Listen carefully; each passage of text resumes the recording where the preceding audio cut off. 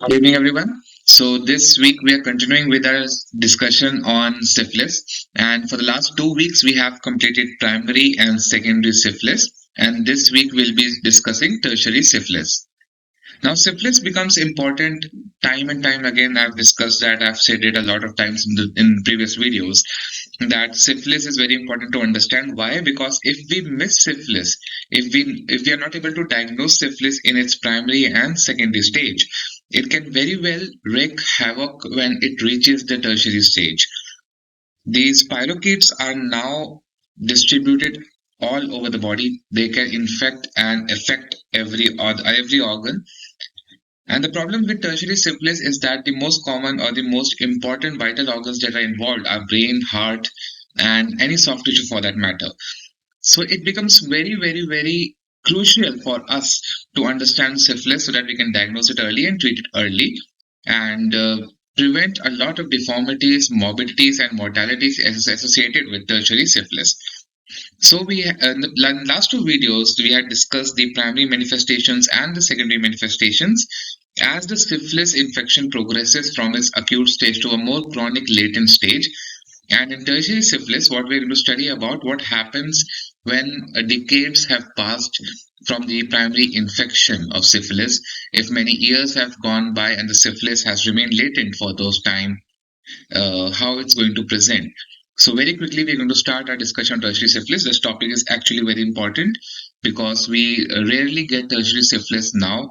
It's only seen in case reports now, but because of the recent HIV epidemic and the increased MSM exposures and lack of healthcare awareness programs, we are kind of seeing somewhat of a resurgence in tertiary syphilis. With that being said, let's start our discussion on this week's discussion on tertiary syphilis.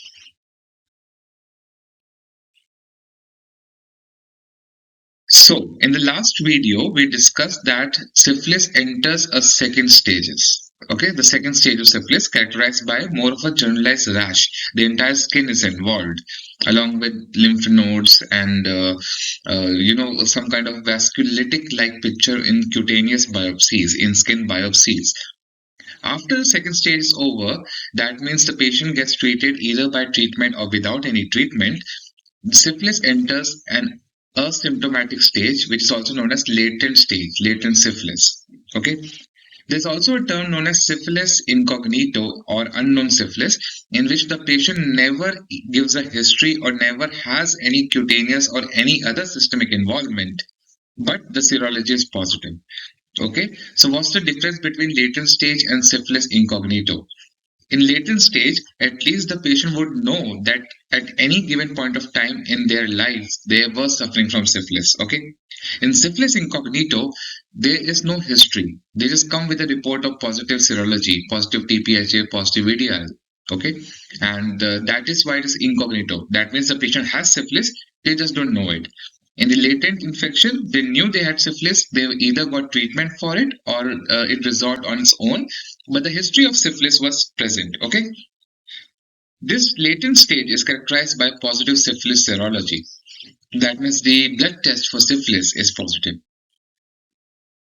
So in the last video, we discussed the early and late stages of syphilis, and CDC and European guidelines have a limit of 1 year. That means if the infection has occurred within 1 year of presentation of the patient to us, then we classify it as early infectious syphilis. In early infectious syphilis, you can have the primary syphilis with chancre and secondary syphilis with rash. Okay. In late, you can have secondary syphilis, you can have latency, and you can have tertiary syphilis. Okay.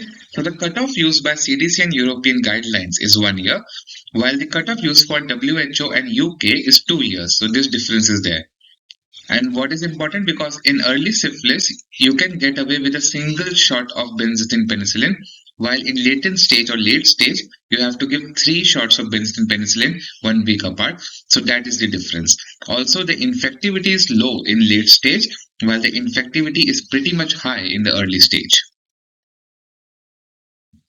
So first we have to understand the timeline of syphilis. That means what happens after the second stage of syphilis is over.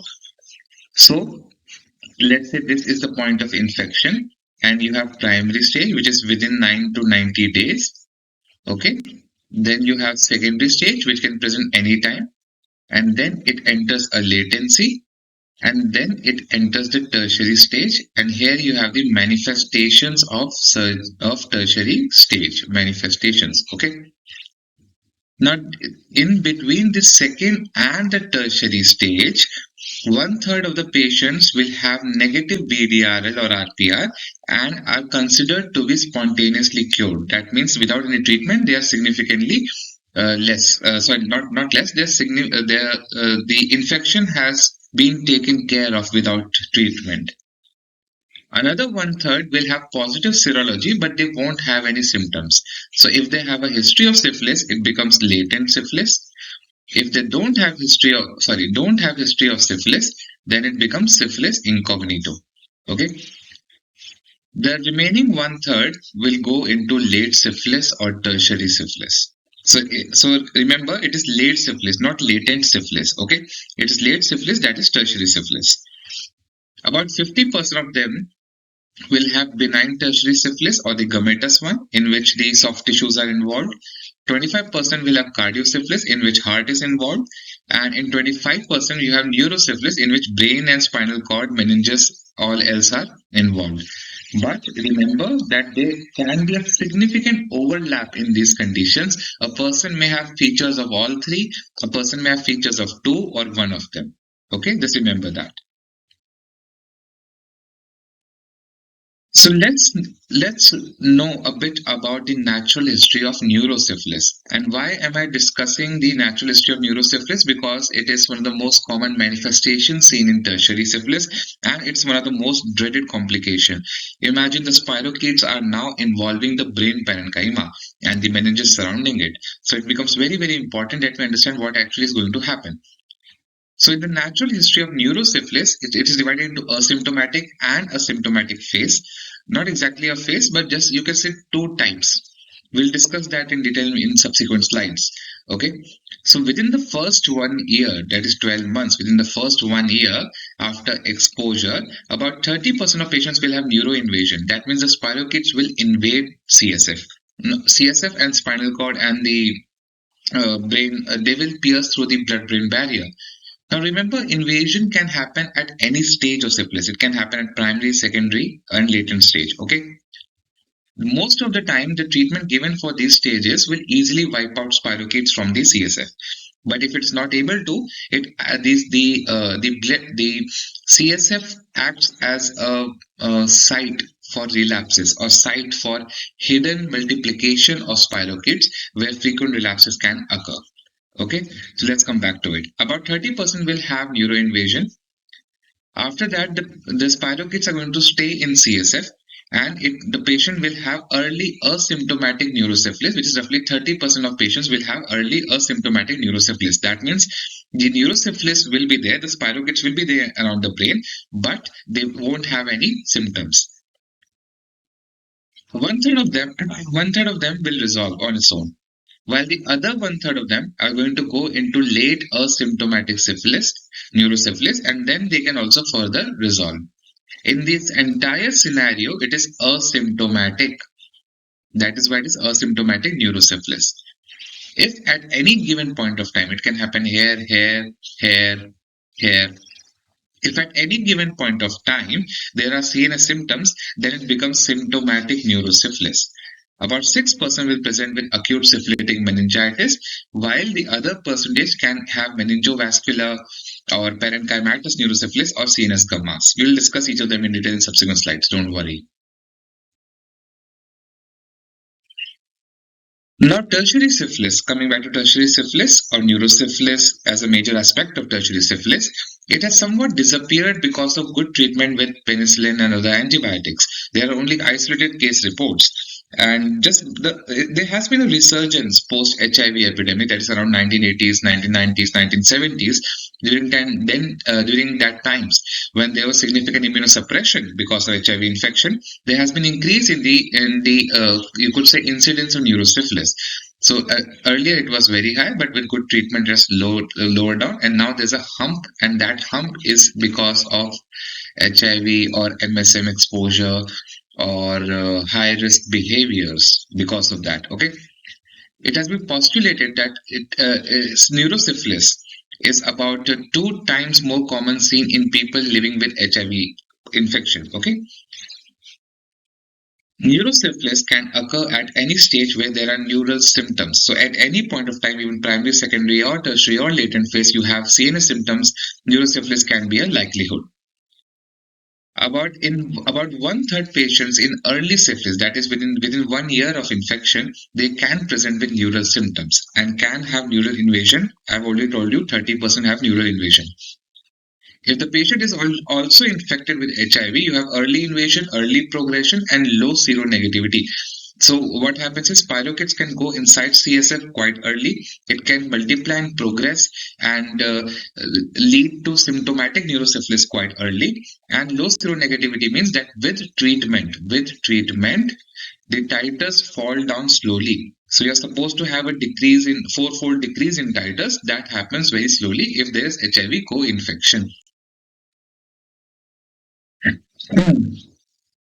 Now, what is the pathology of tertiary syphilis? We're talking about the tertiary syphilis. In secondary syphilis, last week we discussed that there is spirochetemia. That means spirochetes are there inside the blood. Okay, it leads to a generalized rash, which may resolve spontaneously. We are clear on that. Okay. In tertiary syphilis, what actually happens is that spirochetes survive and they divide very slowly at immune privileged sites. That means the body is able to get rid of all the spirochetes in the circulation. Okay, but some of the spirochetes are surviving at some areas where the immune system is not able to clear them out.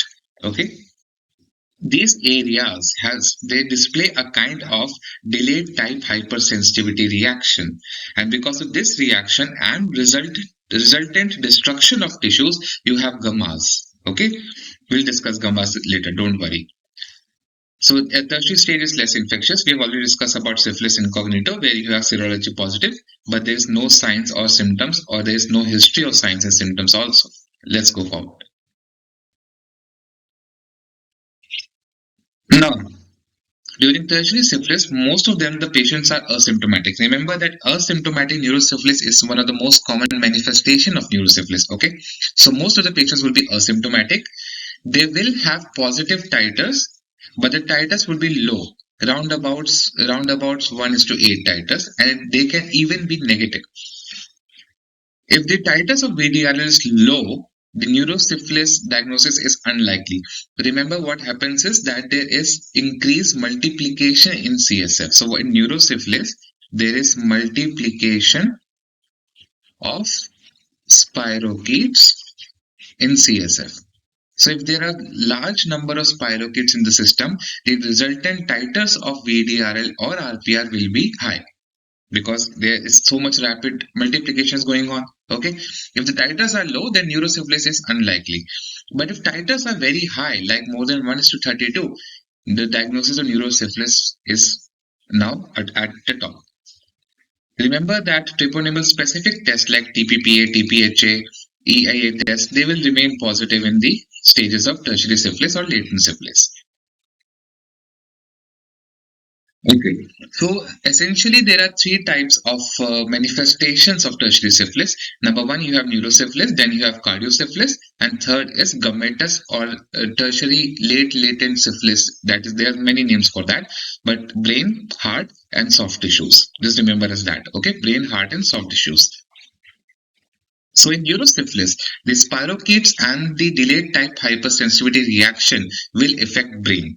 Neurosyphilis can occur at any stage. It is said that about 13% of patients who are suffering from primary syphilis, and primary syphilis means chancre, can have symptoms of neural involvement. Okay, and about 25 to 40% of secondary syphilis, whom are untreated, can have CNS symptoms. So the incidence of CNS symptoms increases as you go from primary to secondary stage. Neurosyphilis is characterized by high titers at diagnosis. I've told you why, because there's a lot of multiplication going on in CSF. If there's presence of HIV co-infection, the likelihood of neurosyphilis increases. Okay, because of the immunosuppressant nature of HIV, the spirochetes are able to invade early the CSF space and multiply unhindered. Neurosyphilis is also a cause of multiple relapses. So if you have treated a patient of secondary syphilis and the patient has relapsed again, the titers are not going down. There are clinical symptoms of secondary syphilis. That means the neural invasion has taken place substantially, and from CSF, the spirochetes are infecting the patient again and again. So you are having frequent relapses. So relapses increases in neurosyphilis. So these are some risk factors for neurosyphilis, and it's a good question for Viva or even in exams. Then what are the risk factors that a patient might develop neurosyphilis? These include male, MSM exposure, advanced age, that is more than 45 years, people living with HIV without combined antiretroviral therapy. Now remember, patients who are infected with HIV and are on antiretroviral therapy with good CD4 counts, maintenance of CD4 counts, will have more or less the same lifespan as a normal person without HIV. Okay. So if people are living with HIV but are not taking treatment for that, they have an additional risk factor for developing neurosyphilis. Okay. Drug use disorder, lack of antisyphilitic therapy if it is not treated properly, syphilis not treated on time, reinfection after a previous syphilis infection, or patient in serophase stage, okay, in which the titers have not decreased substantially. So these are some pointers where you have to examine CSF if the patient, if you're suspecting neurosyphilis. I've taken this from the ITSA guidelines, which is Infectious Disease Society of America, if I'm not wrong. ITSA guidelines. I'll put the link, the URL in the description. You can go ahead and read the entire article. It's a very good article on neurosyphilis. Okay. So what are the indications for CSF examination? First of all, the patient will have neurological signs and symptoms. So there must be CNS symptoms. A person who has non-neurological tertiary syphilis, that means a person with cardiosyphilis, you should try and find out if the patient is also having neurosyphilis. Why is that? See, most of the treatment given during primary syphilis and secondary syphilis will be able to wipe out the spirochetes in the CSF. Most of them. The rest will be taken care of by immunity. If those spirochetes survive immunity and the destruction by the treatment, they will survive, multiply, and lead to a tertiary syphilis. So if tertiary syphilis has happened, that means CSF could be one of the most important site of relapses, site of multiplication or hidden multiplication. So we need to check whether CSF is involved or not. A sustained fourfold or greater increase in VDRL titers when re-exposure is excluded. That means if the patient has not been reinfected with syphilis, but still the titers are increasing or they are not able to decrease, they are sustained at the same levels, then CSF examination is warranted. Okay. If there's inadequate response, that means the titers have not fallen 4 times. Okay, so here it is written decrease, less than fourfold decrease in VDRL titers. Okay.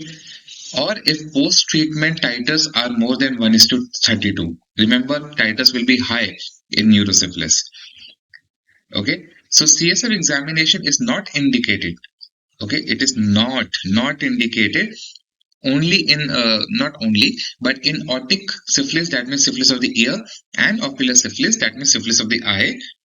CSF examination is not indicated till you have other signs of neural involvement. Now, what do we mean by that? See, in eye, you have the optic nerve.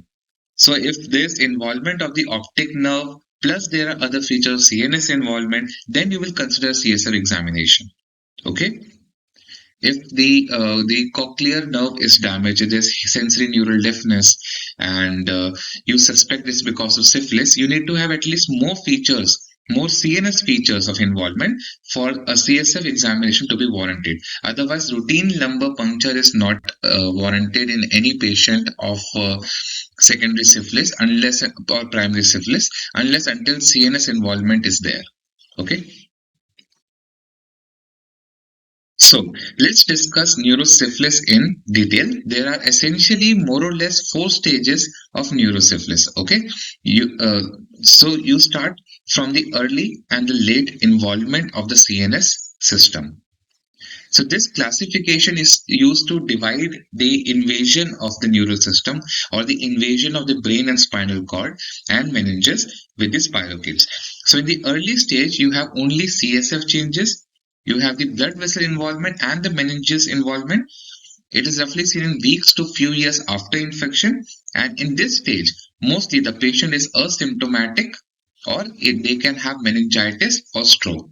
Okay, so localized symptoms are there if the symptoms are present. Otherwise, more or less, it will be asymptomatic.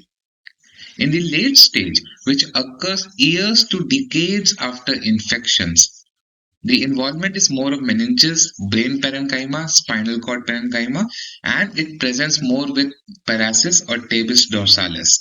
Now, tabes dorsalis and general paresis is a sustained, significant, intense involvement of the CNS system, and the patient presents with a paralysis of the limbs or clear-cut spinal cord transverse myelitis like clinical picture. We'll discuss that in detail, don't worry. But remember, in early stages, it is mostly asymptomatic, meningitis or stroke, while in late involvement, there's paralysis and tabes dorsalis. Okay? So, neurosyphilis has essentially four stages. You have the first stage as asymptomatic, then second you have meningeal involvement, then you have the brain parenchyma involvement, and then you have the significant destruction leading to formation of Gumma. Okay, so repeat after me. There are four involvement stages: asymptomatic, meningeal, parenchymatous, Gumma.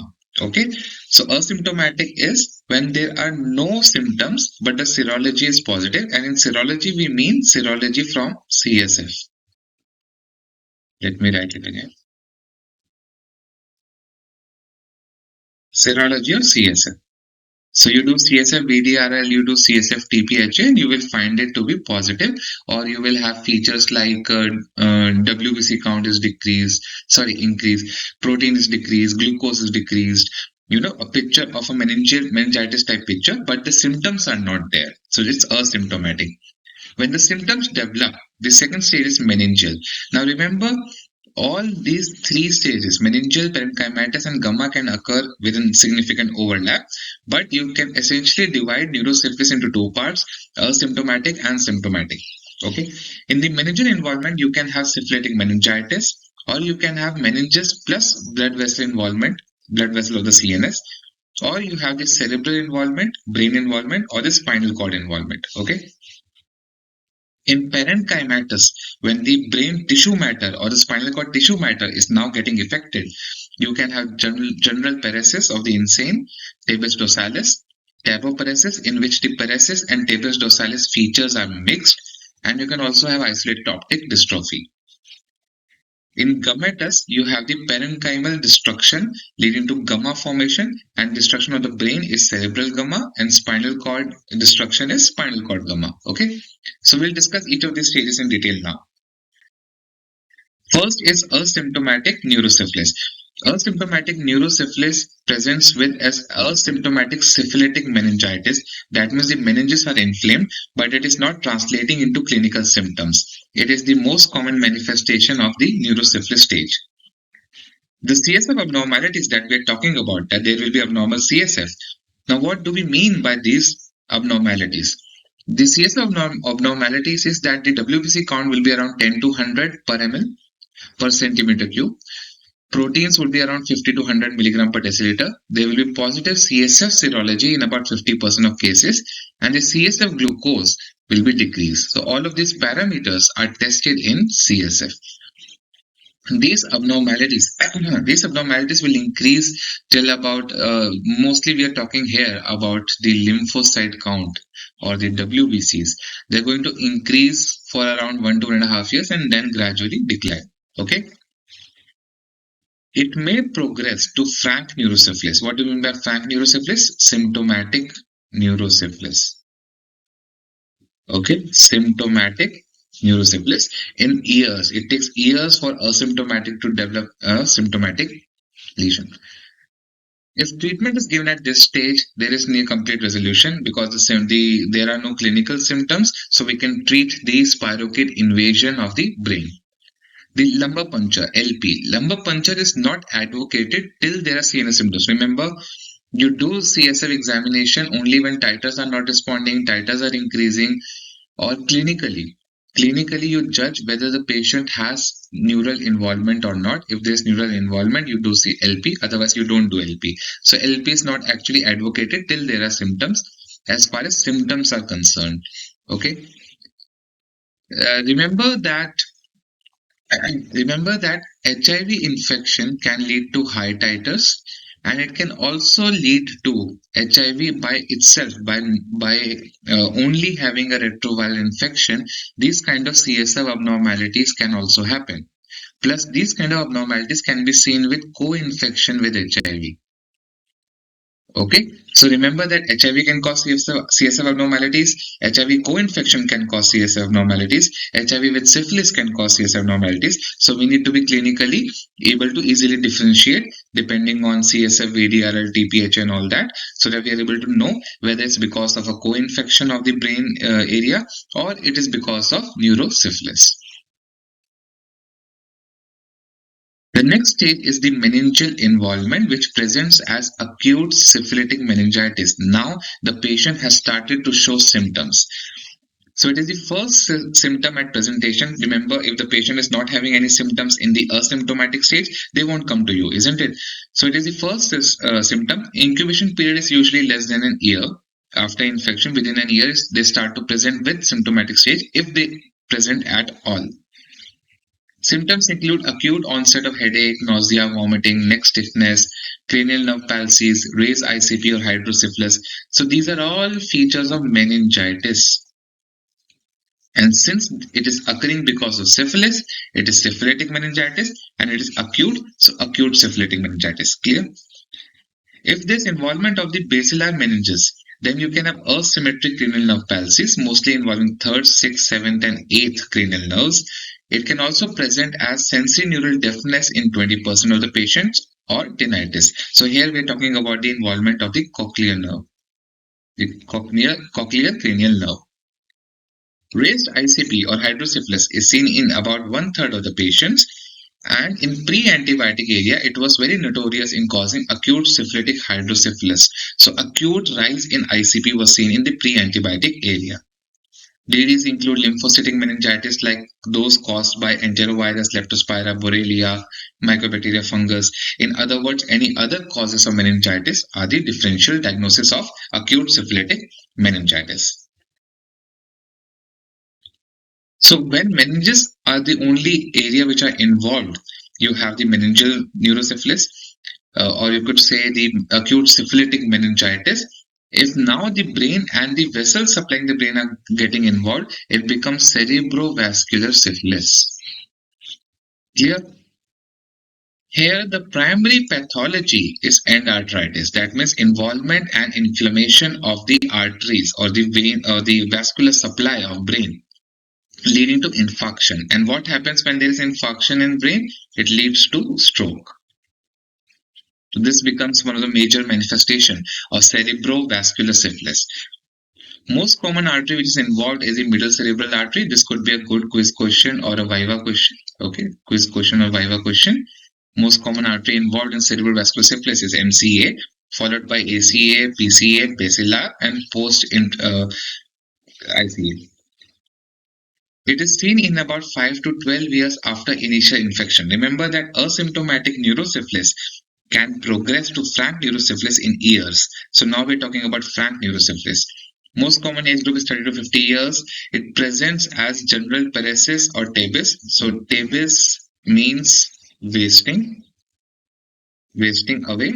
That means the parenchyma gets wasted away. Not parenchyma as such. Because of paralysis, the limbs also shrink down, and that is known as wasting or tabes. The pupils will show an agile Robertson behavior. The hallmark of cerebrovascular syphilis is focal neurological syndromes. That means now you will have syndromes. Syndromes pertaining to infarct of a certain area of the brain. For example, you can have thalamic infarcts, you can have frontal lobe infarcts, you can have temporal lobe infarcts or strokes, and have syndromic presentation of neural involvement. Okay, strokes are seen in about 11%, seizures are in about 24.2%. So that is what I'm mentioning. On angiography, angiography, cerebrovascular syphilis shows a beading appearance of arteries. Okay, the arteries, okay, let me just draw it here. If this is an artery in the CNS, now the syphilis has caused endarteritis and inflammation of the walls. So on CT angiography, you will see beading, like there are beads along the artery. So beading of the artery is seen. Spinal syphilis, what happens is that now the after involvement of meninges, not after, but if it involves the spinal cord meninges, extension of the meningeal inflammation. Let me just make it again. Yeah. If now the meninges of the spinal cord are involved, and furthermore it leads to parenchymal changes with or without the vascular involvement of the spinal cord, you have spinal syphilis. Okay.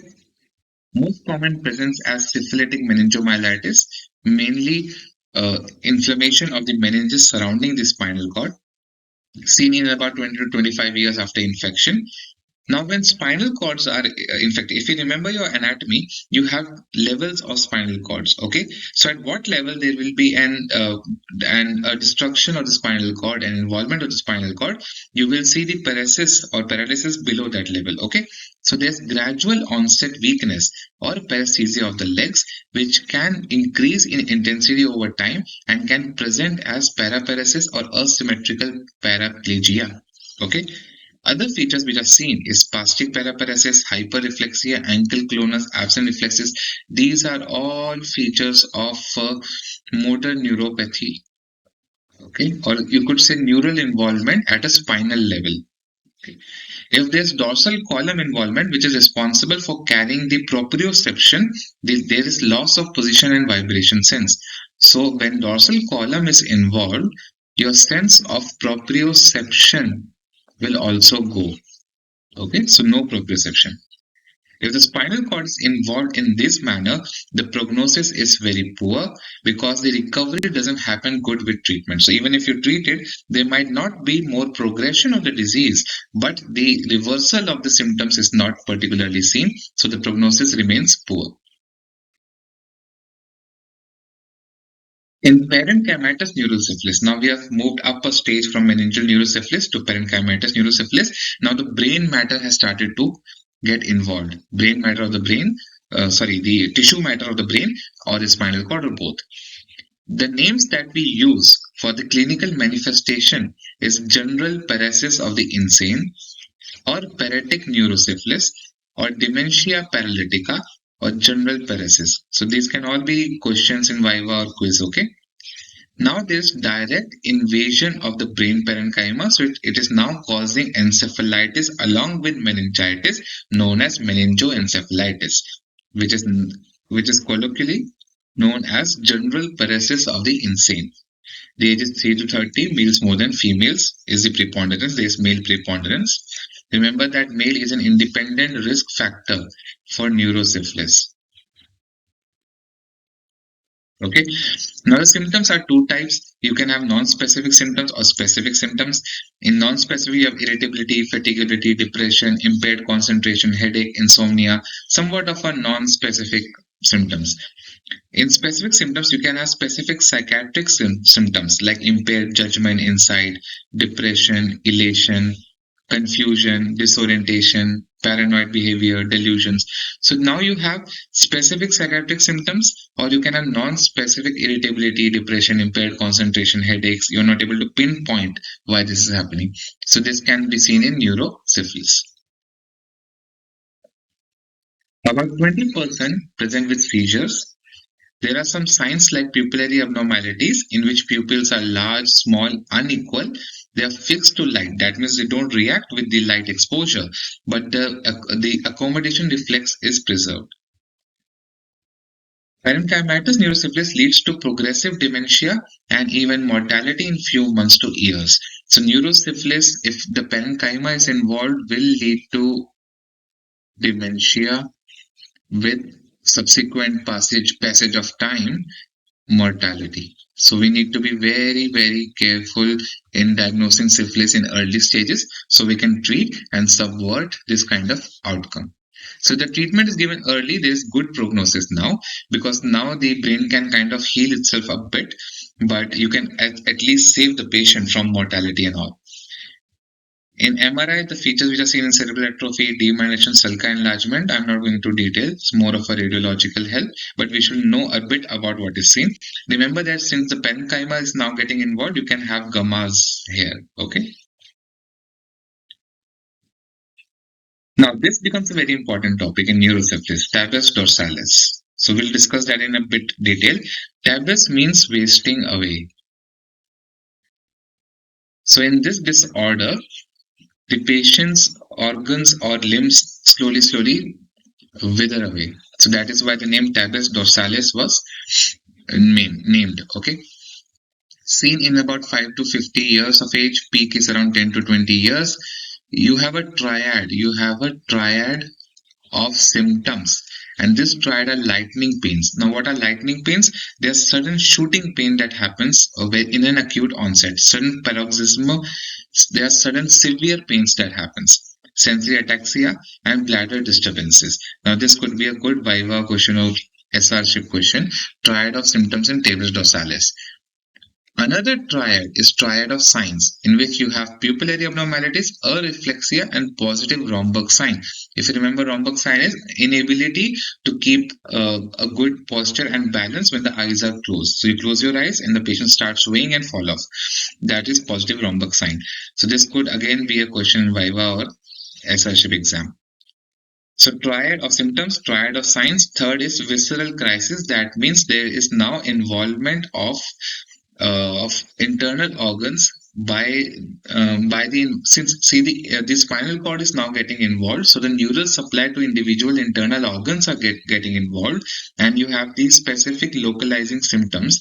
For example, now you have gastric crisis, you have epigastric pain, nausea, vomiting. You can have intestinal crisis, in which there's abdominal pain and diarrhea. You can have rectal crisis, which can have tenesmus, or laryngeal crisis for hoarseness, stridor, and laryngeal pain. So these words have been described in literature. So it's a good idea if we know what is the characteristic of tabes dorsalis. Okay.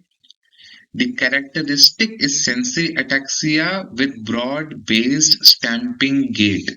So the patient walks like a penguin, kind of a broad base, the legs are wide apart, and a stamping gait is the characteristic. So this could be a good MCQ or a good question in quizzes. Okay. Charcot joints. Charcot joints are painless enlargement of knee joints predominantly due to repeated trauma. So what happens is because of the stamping gait and or the involvement of bone because of syphilis and repeated trauma over the knee, the tibial plateau is getting repeatedly traumatized. It can lead to kind of an enlargement, a painless enlargement of knee joint. So remember this word painless enlargement of knee joint due to repeated trauma causes Charcot joints. 1/3 patient will have bladder disturbances, about 1/10 will have rectal incontinence, Urgell Robertson pupils are still present, and CNS palsies.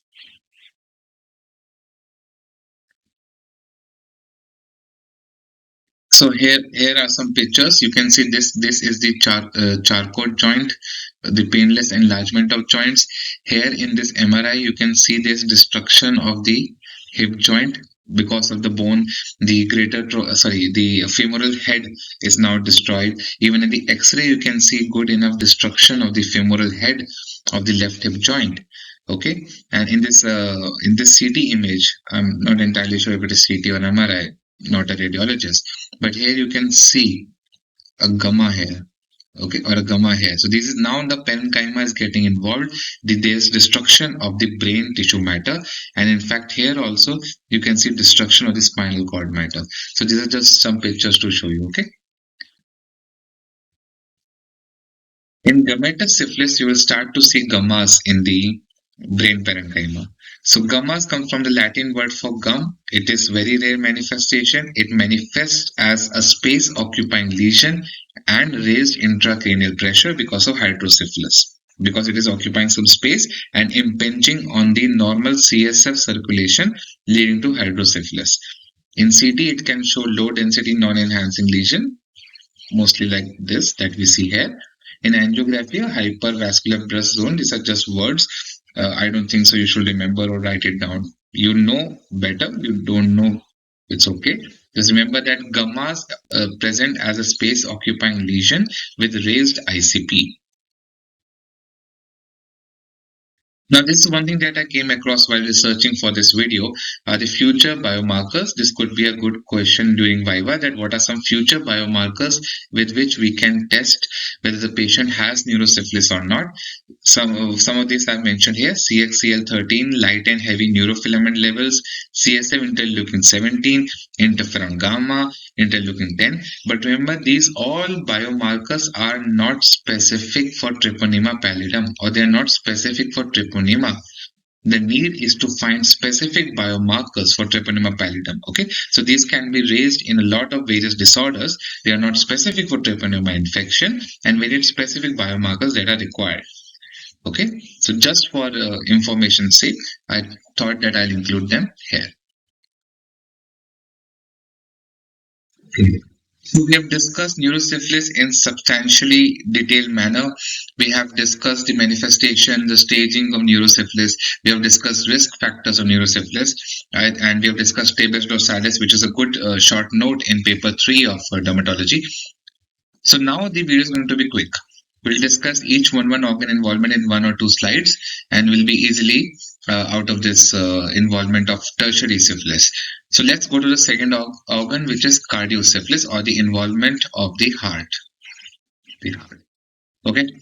So it is seen mostly in 15-30 years, in about 15-30 years. Male to female preponderance, or the ratio, is about 3:1. That means males are 3 times more probable of getting cardiosyphilis as compared to females. But remember that usually the STI data are skewed towards the male population. So that could also be one of the reasons.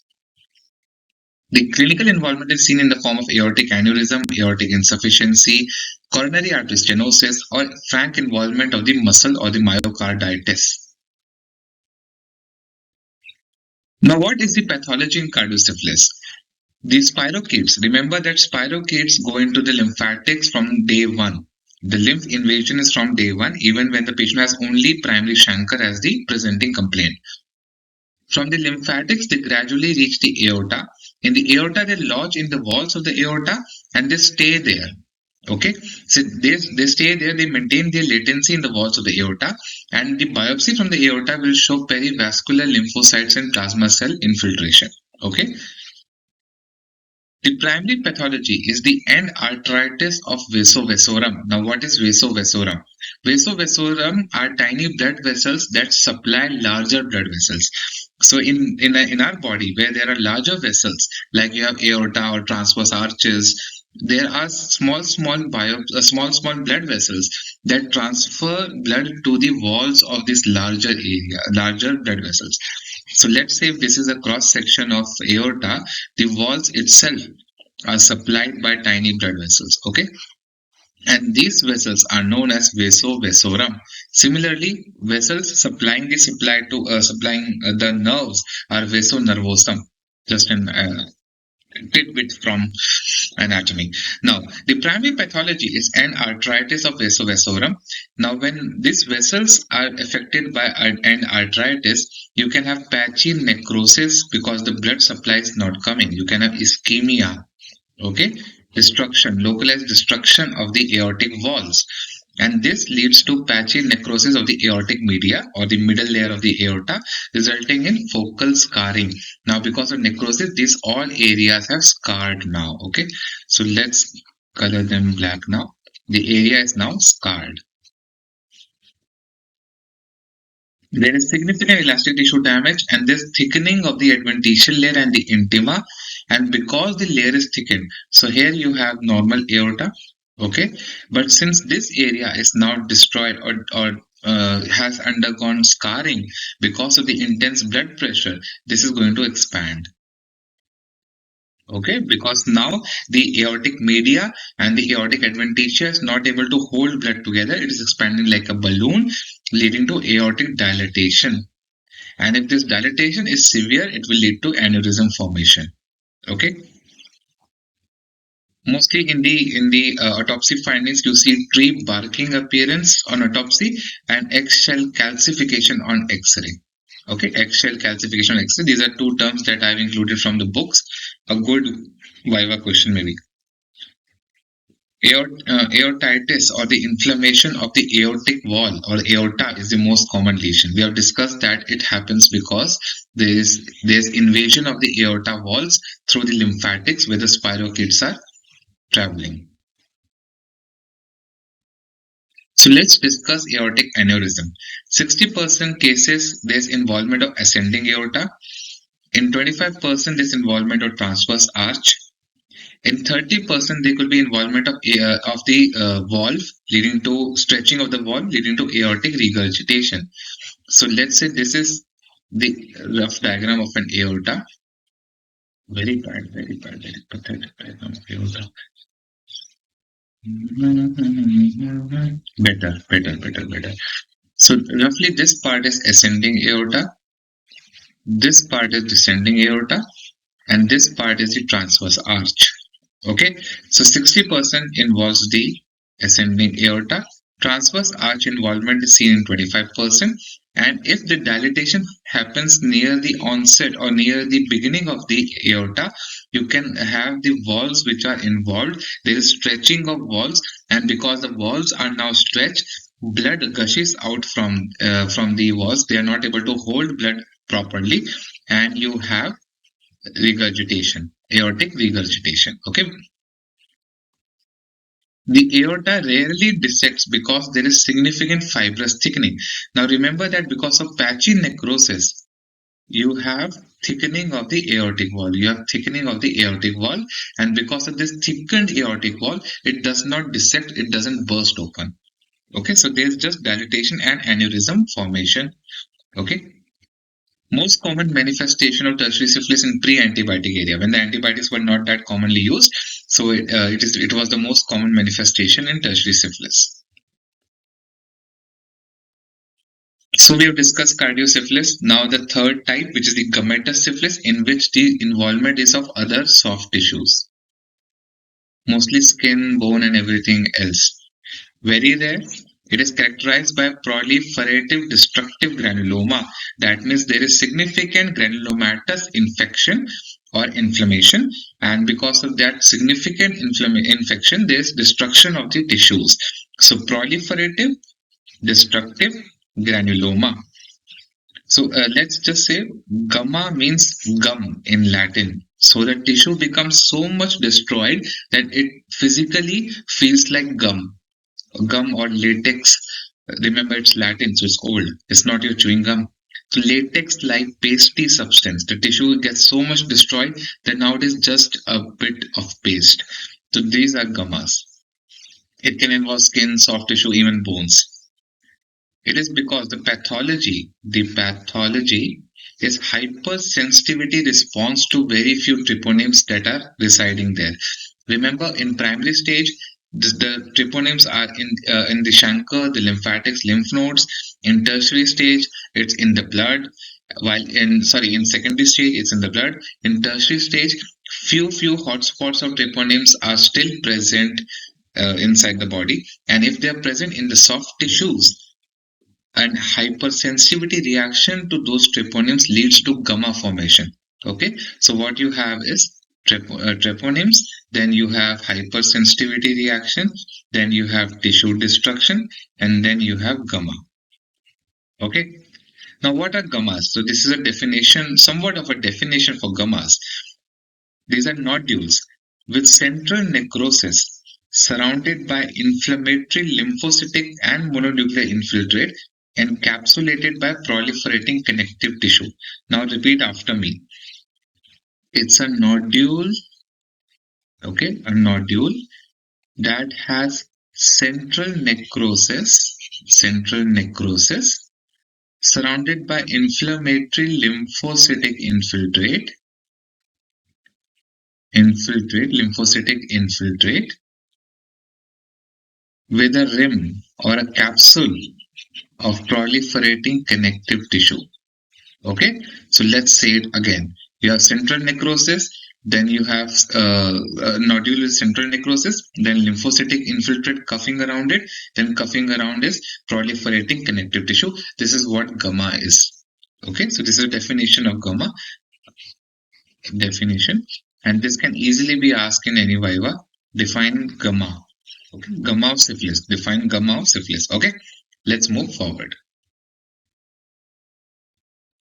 Now in skin, these nodules present as 1 to 5 millimeter brownish red deep indurated nodule, and multiple lesions can occur in an arciform pattern or an archiform pattern. That means somewhat like an arc shape. Most common sites are face, back and extremities. They're usually indolent and a significant. Now remember what are gummas? Gummas have a central necrosis. So they may break down. Okay. If they break down, they will form a sinus. So let me just draw it again and explain it to you again. So you have a nodular swelling and in which there is central necrosis. Now if the necrosis reaches the outside end of gumma, it will become a sinus and it will become a discharging sinus. That's one possibility. Another possibility is that this necrosis goes scarring, and because of scarring, now the necrosis is now scarred, so the nodule will shrink down to a smaller nodule with central scarring, and this scar is called as atrophic non-contractile scars, hard shrunken down scar. Okay, so atrophic non-contractile scar. So it can happen two ways. Either the necrosis can break out and form a sinus out of the gumma, or it can scar down, shrink down to form an atrophic non-contractile scar. Okay, clear? Solitary gummas can be seen on thighs, buttocks, shoulders, forehead, and scalp. Sinus formations we have discussed. Other problem is scarring. So two outcomes we have discussed of gumma. So it can either remain as gumma or form a sinus, or it can form a scar. Let's move forward. Ocular syphilis, that means involvement of the eye. It can occur at any stage, most commonly manifested as syphilitic uveitis, neuroretinitis, optic neuritis. They can be present as an overlap or both of them or individually also. Whenever eye is involved, you require a full ocular examination along with cranial nerve examination, which includes CSF examination if any other cranial nerves are involved. So you need to have an urgent ophthalmology referral. If you're suspecting ocular syphilis, you have to get an ophthalmologist on board so that detailed, complete ocular examination can take place, and other CNS central nervous cranial nerve examination should also take place. That means if eye is involved, you have to check for other cranial nerves like abducens and trochlear, which are related to the eye movement, and then you have to check for hearing impairment in cochlear nerve impairment, and you have to look at the olfactory nerve involvement. Okay, so remember glossopharyngeal nerve involvement. Other cranial nerves must be examined if eye is involved to rule out neurosyphilis. Okay, so if only the optic nerve is involved, you can have ocular syphilis.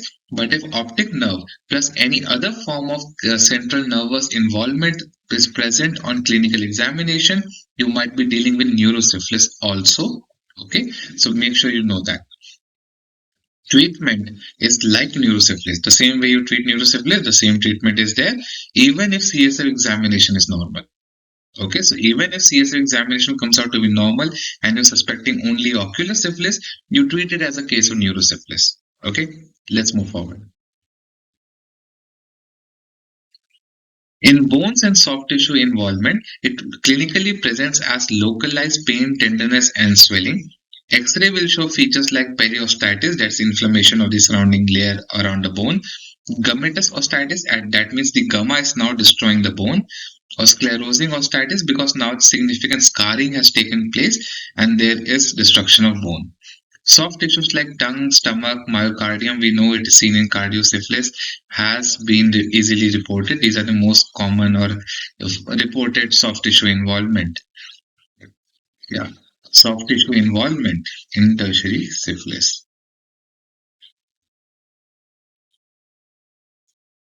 Okay, so bones and soft tissues can be involved in late tertiary syphilis. Mostly it is involved by gummatous inflammation or gummatous destruction. Now, diagnosis. The same slide that I've been using for the last two videos. Just remember that, of course, you can do a biopsy of the tissue to find treponemes. You can have electron microscopy, PCR, all is there. Okay, multiplex PCR, everything is there. But mostly we use the serological test, which is treponemal specific and non-treponemal specific test. We'll discuss that in detail in a separate video. But in this case, you do both CSF VDRL, TPHA, RPR, and serum VDRL, TPHA, RPR. So we need to do both of them, and both positivity will guide you towards treatment and management cases. Treatment. The CDC 2021 guidelines for treatment of tertiary syphilis is as follows. And in tertiary syphilis, that means tertiary syphilis without neurosyphilis. Okay, so we're talking about other organ involvement except brain and CNS. Okay, so in CVS, that is cardiosyphilis, and gummatous syphilis, the treatment of choice as per CDC is benzathine penicillin 1.2 million units in each buttocks every every week for 3 weeks. Okay, so this is like late latent. This is the same treatment as late latent. Okay. Other is procaine penicillin 6 lakh units intramuscularly once a day for about 17 days. Okay. Alternatives include doxycycline 200 milligram twice a day for 28 days. Doxycycline has better CNS penetration, but it is contraindicated in pregnancy. Other alternative is amoxicillin 2 gram 3 times a day plus probenecid 500 milligram per oral 4 times a day for 28 days. I know it's a mouthful, but remember it like this. Amoxicillin 2 gram TDS, probenecid 500 milligram QID for 4 weeks or 28 days. So remember that benzathine penicillin 1.2 million units in each buttocks every week for 3 weeks is the recommended one. The alternatives include intramuscular procaine penicillin 6 lakh units for 17 days every day, intramuscular. Alternatives include doxycycline 200 milligram BD for 28 days or amoxicillin 2 gram per oral TDS plus procaine 500 4 times a day for 4 weeks. Okay, you just have to keep on repeating. You will remember it, don't worry.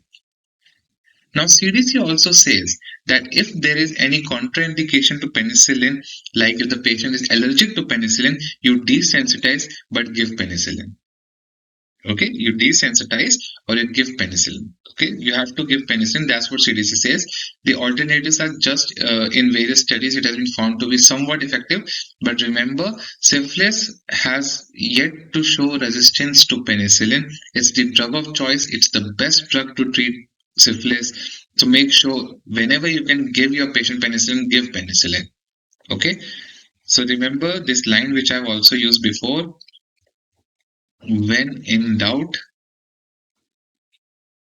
give penicillin. Okay. It's always better to consider penicillin only as a treatment. Do not rely on doxys and amoxicillin probenecid. Okay. For neurosyphilis, there is slight change. The recommended regimen, again, recommended regimen is only penicillin as per CDC. Okay, so only penicillin is recommended in neurosyphilis. The type of penicillin is now aqueous penicillin because aqueous penicillin has better capability of crossing the blood-brain barrier. So most of the penicillin are not able to cross the blood-brain barrier. Benzathine penicillin can cross a little bit in the blood-brain barrier. That is why in initial stages, when the spirochete level is low in CSF, simple treatment with benzathine penicillin can easily take care of CNS invasion. But if there is frank neurosyphilis, you need to give the type of penicillin that can easily go inside CSF. Okay, so the recommended treatment regimen is aqueous crystalline penicillin G 18 to 24 million units per day given as 3 to 4 million units IV infusion every 4 hours or a continuous IV infusion given every day for 10 to 14 days. So reiterate it. Aqueous penicillin 18 to 24 million units per day. Just remember this.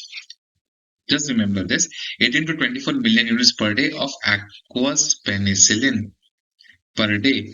Give it for 2 weeks. Okay, that is how you're going to remember. 18 to 24. Let me just write it a bit clearer. 18 to 24 million units a day for 10 to 14 or 2 weeks.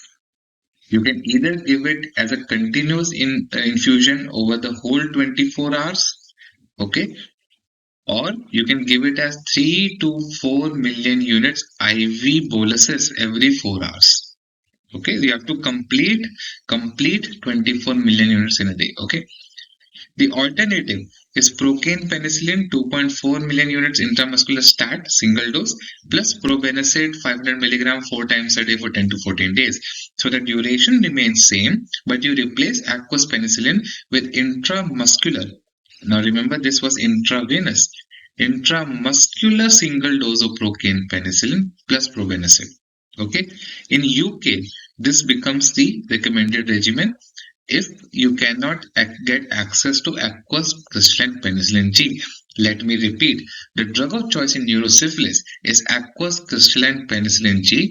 If it is not available, the UK guidelines say to give procaine penicillin G intramuscular because it's an intramuscular route and you have to give a single dose. Okay, and whenever in doubt, whenever you're not able to give IV, IM, the follow-up is uncertain, it's better to give an intramuscular route, okay, so that there's a deeper formation of penicillin. But remember, the drug of choice is aqueous penicillin G. Okay, let's move forward. So I have mentioned that UK. Let me just erase this. Yeah, UK prefers procaine penicillin as a good alternative. But remember, you can easily see that the recommendation for treating neurosyphilis is only penicillin as per CDC. Okay.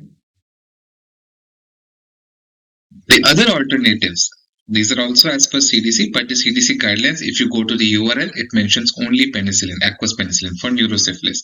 Doxycycline 200 milligram twice a day for 28 days. Amoxicillin 2 gram TDS plus probenecid 500 QID for 28 days. See, the duration is now also increased. In cardiosyphilis or latent tertiary syphilis, it was around 10 to 14 days. Okay. Now, ceftriaxone 2 gram intramuscular dose. If you are giving intramuscular, you can use lidocaine as diluent. If you are giving IV, you can use water for injection. So ceftriaxone 2 gram intramuscular daily for 10 to 14 days is recommended if there is penicillin allergy. But remember, 10% of patients can present as cross-reactivity. So what I'm trying to say is, if your patient is allergic to penicillin, the best treatment is to desensitize and then give penicillin.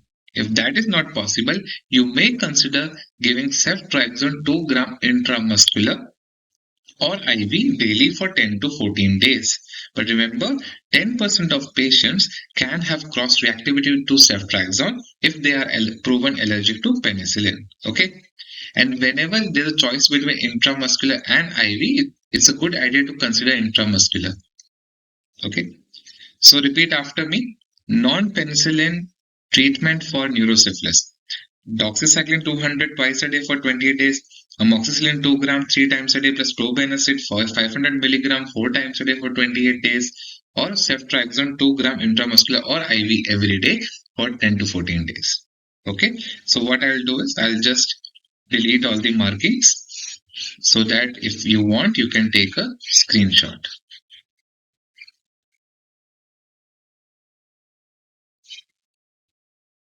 Let's move forward. Okay, I hope you have taken a screenshot. So let's go forward. Management considerations. All neurosyphilis, ocular syphilis, otosyphilis, that means eye, ear, brain. If any involvement is there, test for HIV. If there's negative, offer HIV pre-exposure prophylaxis. Okay, so remember that in neurosyphilis you have to be very considerate. You need to find out other co-infection, and HIV is the most important co-infection that you have to consider in a patient of neurosyphilis. Follow. You do test of cure at 3, 6, 9, 12, and 24 months, and you use non-treponemal test to see decrease in titers. They should be negative. They should become negative. So if there's 4 times decline in titer, you can say that the patient is now treated. CSF is 6 monthly till abnormalities resolved. That is as per CDC. Okay, so as per CDC, you do lumbar puncture and CSF analysis every 6 months till the abnormality is resolved. If the CSF still remains abnormal at 2 years, you retreat the patient. Okay, you give treatment once more. So this point is very important as far as neurosyphilis is concerned. You do CSF 6 monthly till abnormality is resolved. If the CSF has not become normal at 2 years of time, you retreat the patient. Okay. If the patient has co-infection with HIV or any other cause of immunodeficiency, the titers will decline slowly. So keep that in mind. But remember, if 2 years it has not become normal, retreat. Evaluate other reports, any patient concerns, partner management. I'm not discussing partner management. It's the same as the one discussed last week or last to last week in primary and secondary syphilis. Okay, so we have finished and good enough reading recommendations. I found good articles on neurosyphilis. I'll put these in the description. You can just copy paste in PubMed and find access to individual articles. So this is the chapter 37 in this book, CDC guidelines. URL is there for neurosyphilis. This is a stat pearl paper. Now this review of neurosyphilis is very interesting. It's a very detailed article on neurosyphilis.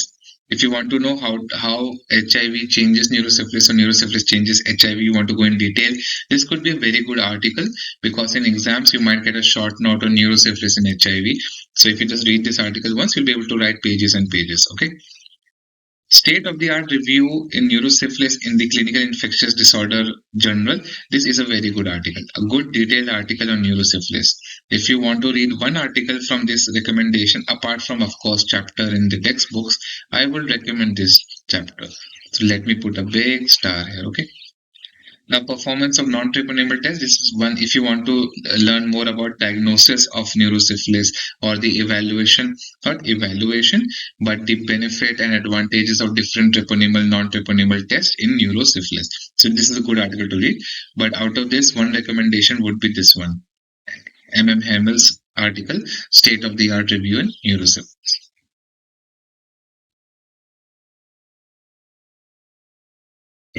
With that, we finished this discussion. It's a long video again, and it is tiresome to speak for about an hour.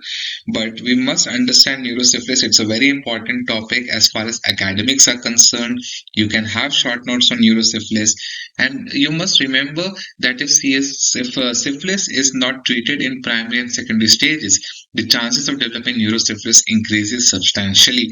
And it is very morbidity inducing and very difficult to manage, and there are some stages of neurosyphilis in which you don't give treatment and the patient, either the prognosis is not better with treatment or the clinical recovery doesn't happen with treatment. Okay, so I'm not going to speak much longer on this. The video is already long. Let's try to finish it. Any recommendations, anything else, you can write it on this email ID. Any doubts, suggestions, queries? Apart from that, I'll finish this video. So adios, bye bye, and enjoy your weekend.